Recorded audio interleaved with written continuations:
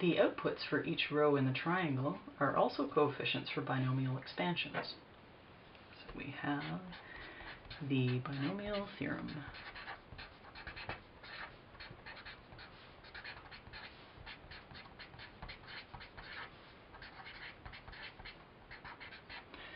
Part of which states the following.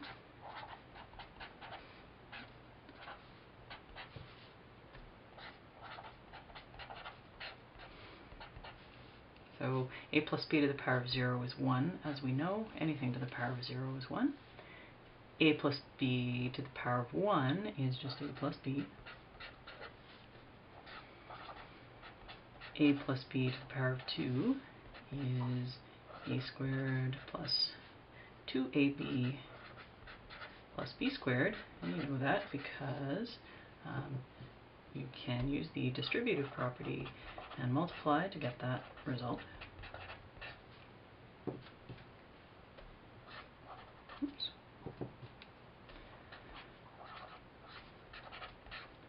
A plus b cubed is equal to a cubed plus 3a squared b plus 3ab squared plus b cubed.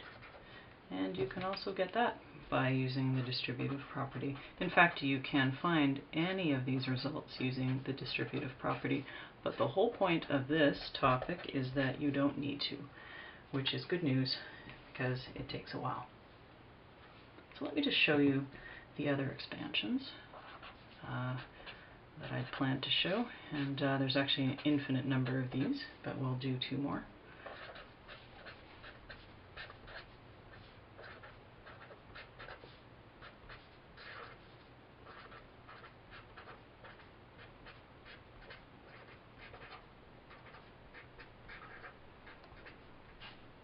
And I better start writing a little smaller.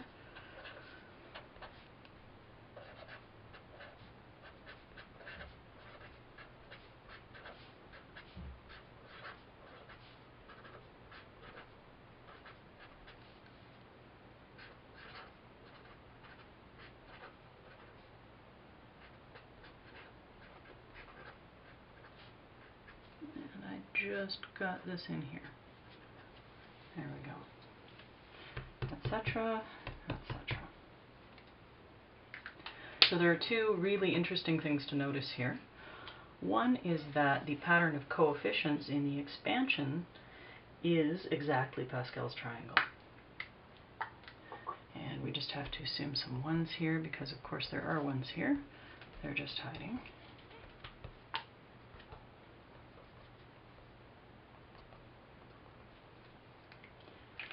So once we've done that, we can take a look. And I see a 1, and a 1, and a 1.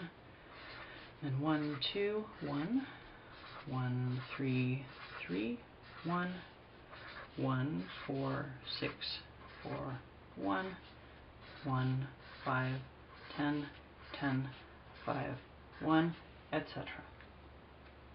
So that is really useful. And the other thing that is useful is looking at the patterns in the exponents. Notice what's happening. The first term gets the highest power, the degree, for the very first term of the expansion, and then its power decreases for every term thereafter. So this is the first term to the power of 2, and here's the first term to the power of 1. Here's a 2, 1, and then you don't see it here, 2 to the power of 0, or pardon me, a to the power of 0 is just 1, 1 is hiding there.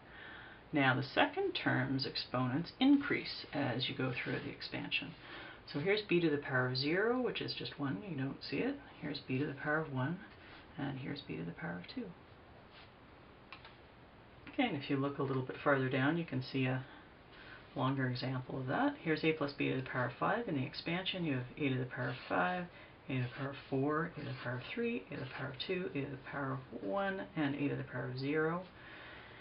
And so the powers of the first term are decreasing as you go through the expansion, and then the powers of the second term are increasing, because there's b to the power of 0, you don't see it because it's a 1. Here's b to the power of 1, b to the power of 2, b to the power of 3, b to the power of 4, b to the power of 5. So the powers of the second term are increasing throughout the expansion. And this is also helpful.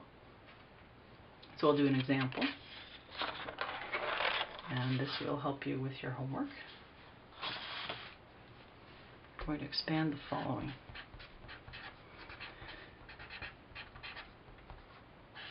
This is somewhat less work than doing distribution. So I have 3x minus 5y, power of 4. So the first thing I want to do is, because the degree is 4, degree is the highest power, I want to look at row 4 on Pascal's triangle. And so I see my coefficients should be 1, 4, 6, 4, and 1. Alright, so I'm going to start using that information. And then I'll also use what I know about the powers to do the rest of it. Okay, so I need a 1 here. And then, so my first term is 3x, my second term is negative 5y. So because the power is 4 here, I'm going to start with my first term to the power of 4. My second term I don't see because it's to the power of 0. Now my next coefficient is 4. Now my first term is to the power of 3 because its powers are decreasing. And my second term is to the power of 1 because its powers are increasing.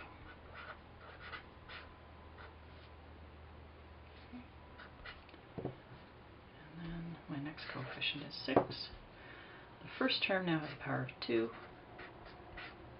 The second term also has a power of 2. This one's going down, this one's going up. In terms of the powers. Okay, I'm going to have to continue on the next line. Just pardon me, that's not an equal sign, that's a plus sign.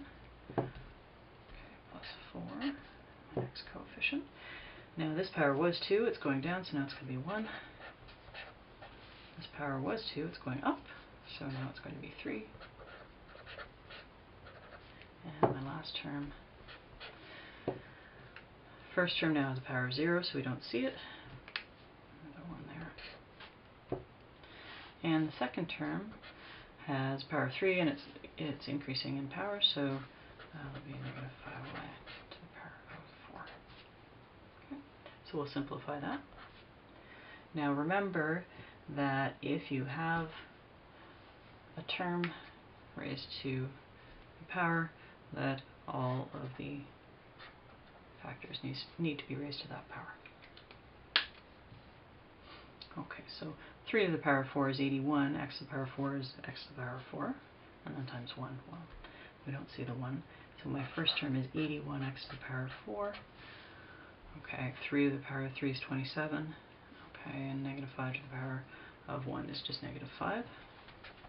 So my next term is 4 times 27x cubed times negative 5y. Okay, so here is 6 times 9x squared,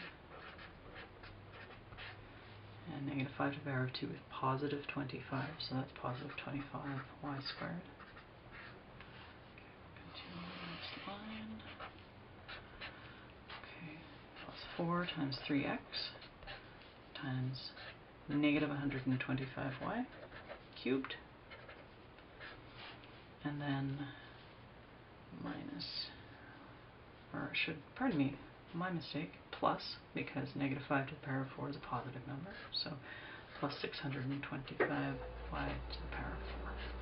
Okay, we'll just do the multiplication, and we end up with 81x to the power of 4 minus 540 x cubed y plus 1350 x squared y squared minus 1500 xy cubed plus 625 y to the power of 4. And that is this expanded and simplified.